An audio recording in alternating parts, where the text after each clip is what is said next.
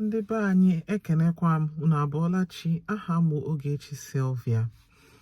Taa chọrọ m ikwu okwu gbasara ihe anyị na-akpọ prematurity.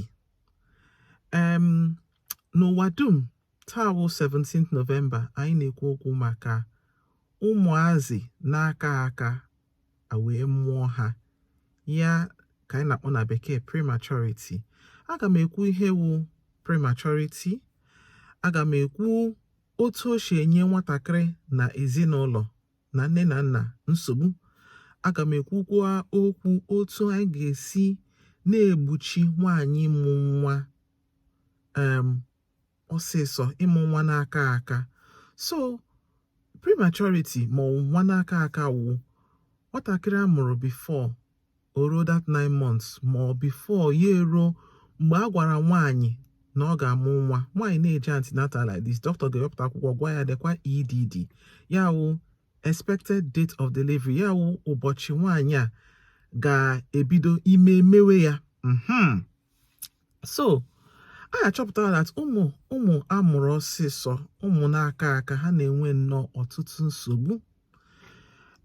Amụpụta ha, anyị achọpụta that ha ma nwee ike iku ume ọfụma maka na lungs ha ọkabe. Ihe ọzọ na-enye ha nsogbu ọtụtụ infection, maka na ahụ ha akaba aka. Infection bịa like this, ọ ga-enye ha ezigbote nsogbu. Ihe ọzọ wụ ihe anyị na-akpọ congenital deformities, enwe ndị na-akpọ ya eburopụta ụwa. Ya wụ ihe dịka problem n'obi, problem ebe esi anyụpụta mmamịrị, problem n'afọ, nsogbu ndị a. So ihe atọ ndị a wụ ihe na-egbu ụmụ ndị a ọsịsọ. Na ụbọchị a, ihe anyị na-ekwu maka ya wụ otu anyị ga na-enyere ụmụ ndị a aka, ma nne ma nna.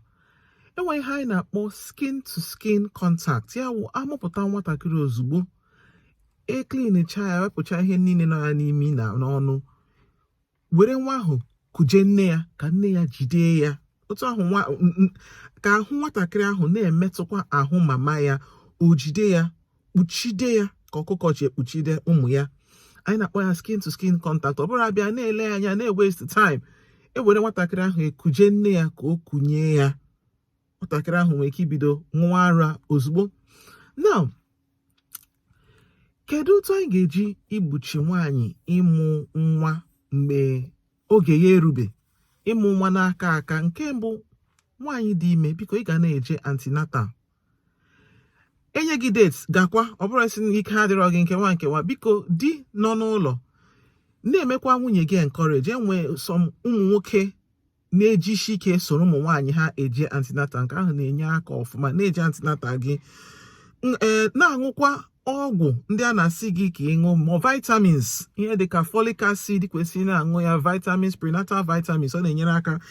Nke ọzọ wụ nwaanyị ga na-ejisi ike na-eme exercise, na-eme healthy lifestyle, na-erikwa nri ọfụma, nri nwere nnọọ akwụkwọ nri, fruits, vegetable, na-aṅụkwa nnọọ mmiri. A na-aṅụkwala mmanya na-aba n'anya, adịkwala ihe ị ga na-ese mgbe ị dị ime. Nke atọ wụ nwaanyị nwebu ọtụtụ ọrịa before ya dị ime, ihe dịka diabetes, ihe dịka hypertension, ma ọ wụ liver disease, ọrịa ndị ọzọ. Biko na-aṅụkwa ọgwụ gị otu dọkịta gị si gwa gị. Enwekwa ọgwụ ị na-aṅụ before gị dị ime, gwakwa dọkịta gị, because a achọpụtara that enwekwa ọgwụ ndị na-enye nwatakịrị nsogbu, o wee mee ka nwatakịrị nwee problem n'ime akpa nwa. So a ga-echenji ọgwụ ahụ nye gị nke dị safe ị ga na-aṅụ ma ị dịrị ime. Ihe ọzọ wụ stress. Avoid stress. Ihe ọbụla ga-enye gị nsogbu, enye gị echiche ntakasị ahụ mgbe ị dị ime, biko gbarakwa ya ọsọ. Ebe a ka ndị di na ụmụnne ga-enyere nwaanyị aka. Nwaanyị dị ime need stress ọbụla, biko ka ya nwa jikwa n'ike mụọ nwa ọfụma, ka nwatakịrị nọkwa n'ime akpa nwa tolitekwa ọfụma. Ihe ọzọ wụ nwaanyị kwesịrị ma sign, warning sign, ga-agwa ya sị enwekwa problem na-eme ya n'ime akpa nwa. Ya wụ nwaanyị bido nwewe ezigbote pain akpa nwa ya ebe ahụ fụwa ya ụfụ ma ọ hụwa ọbara ma ọ hụ ihe dị ka imi ma nwatakịrị nọ ya n'ime akpa nwa kwụsị imegharị ahụ, biko jee hụkwa dọkịta emergency.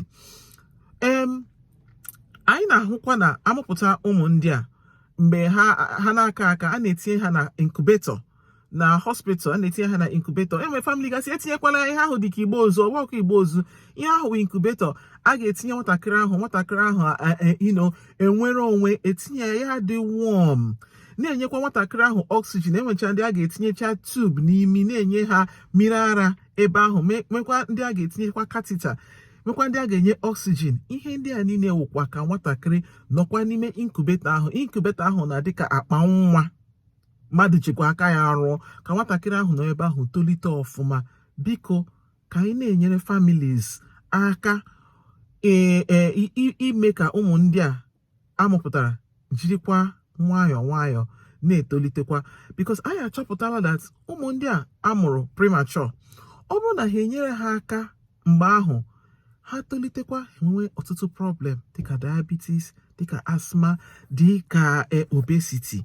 So ekwula m ihe gbasara prematurity, ka anyị na-enyekwa ụmụ anyị aka, na-enyekwa ezinụlọ anyị aka. Enwekwa ajụjụ ọbụla anyị chọrọ ịjụ, detuo ya na comment section ka anyị na-ekwu na-aga. Ndewo ndị be anyị.